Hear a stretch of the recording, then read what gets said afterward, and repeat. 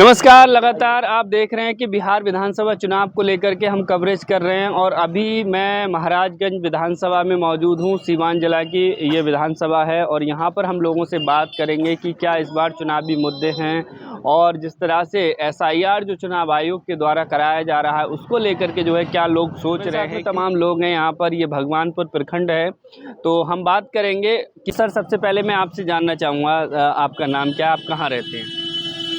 मेरा नाम अशोक कुमार शर्मा हुआ। महाराजगंज विधानसभा में चक्रवृद्धि का रहने वाला हूँ। अच्छा। तो अशोक कुमार जी बताइए कि यहाँ जो भगवानपुर प्रखंड में अभी हम हैं तो यहाँ पर किस तरह का जो है अभी का जो सरकार रही है उसमें किस तरह का विकास हुआ है, अभी क्या मुद्दे हैं? विकास के नाम पर लूट खसोट जारी है, कहीं कोई लगाम नहीं है। वो किसी विभाग में जाइए। अच्छा। बिना पैसा दिए लोगों का काम नहीं होता है। किसी विभाग में जाइए। और भारत निर्वाचन आयोग ने हड़बड़ी में अव्यवहारिक कदम उठाते हुए एसआईआर थोप दिया बिहार में, और बिहार के बहाने वो पूरे देश में थोपेगा। एसआईआर उसका कराना संवैधानिक अधिकार है, उसको कोई रोक नहीं पाएगा, वो करावे। लेकिन जब 2003 में एसआईआर हुआ और 22 बरस के बाद इतनी हड़बड़ी क्यों, जब देश में 20-25 चुनाव हो गए, लोकसभा का चुनाव हुआ, 4 में हुआ, 9 में हुआ, 2019 में हुआ, 2024 में हुआ। बिहार विधानसभा का चुनाव 2005 फरवरी में हुआ, 5 के नवंबर में हुआ, 10 में हुआ, 15 में हुआ, 20 में हुआ, 25 आने वाला है। और मैं समझता हूँ कि 2 से ढाई महीना माने अक्टूबर के प्रथम सप्ताह में चुनाव आयोग हो सकता है कि माने घोषणा कर दे चुनाव का। तो इतने हड़बड़ी की क्या जरूरत है?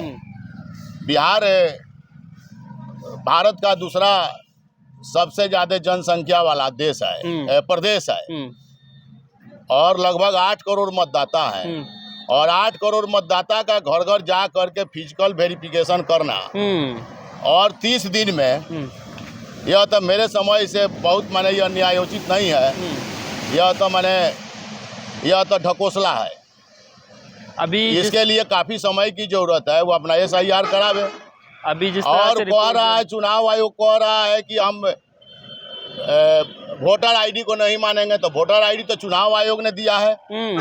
आधार कार्ड तो भारत सरकार ने दिया है, संवैधानिक माने कार्ड है। और पूरे आधार बनाने के लिए होड़ मचा हुआ है। मैं समझता हूं कि आधार कार्ड 90% लोगों के पास उपलब्ध होगा।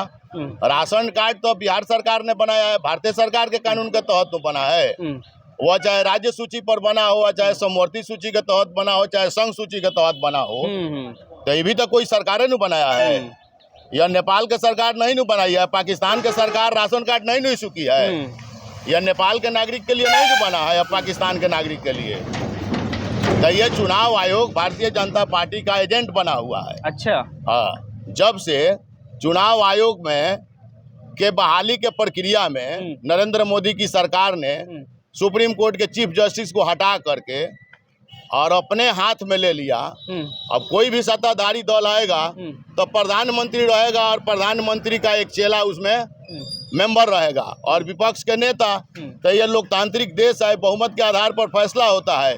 तो दू को अपना मिल के कर लेगा, जिसको चाहेगा उसको बैठा देगा चुनाव आयोग के कुर्सी पर। यह तो माने ये सरकार जब से आई है। लेकिन चुनाव आयोग ये कह रहा है कि जो लोग बाहर के हैं या जिन लोगों के 2-2 वोट हैं, कि जो लोग जैसे दिल्ली में रह रहे हैं वहाँ भी वोट डाल रहे हैं और यहाँ भी वोट डाल रहे हैं, बहुत सारे लोग जो है यहाँ से पलायन कर गए हैं, तो उन लोगों के जो है चुनाव आयोग से मेरा आग्रह है कि अभी जो ड्राफ्ट तैयार हुआ है, और ड्राफ्ट तैयार करने से पूर्व जितना लोगों का नाम कटा है, छटा है, उसका भी बूथ वाइज उसका नाम मने उसका एथी करे, टंगवावे वहाँ। उसके लिए सूचना पट का व्यवस्था करे, और कितना लोगों का नाम काटा गया, उसका आधार क्या है, उसका कारण सहित वह प्रकाशित करे बूथ वाइज। अभी तो 65 लाख तब ये जनता के मौलिक अधिकार की बात होगी और ये फंडामेंटल राइट की रक्षा की बात होगी। अभी 65 लाख लोगों को लिस्ट से बाहर किया गया, लेकिन 1 महीने का भी वक्त दिया गया है कि जो भी क्लेम जो है वो ठोक सकते हैं। अगर कुछ त्रुटियां रह गई, किसी के कागज जमा नहीं हुए, वो कर सकते हैं। ठीक है, 65 लाख लोग। ठीक है। सुप्रीम कोर्ट में 2 बार, माननीय सुप्रीम कोर्ट ने 2 बार सुझाव दिया आयोग को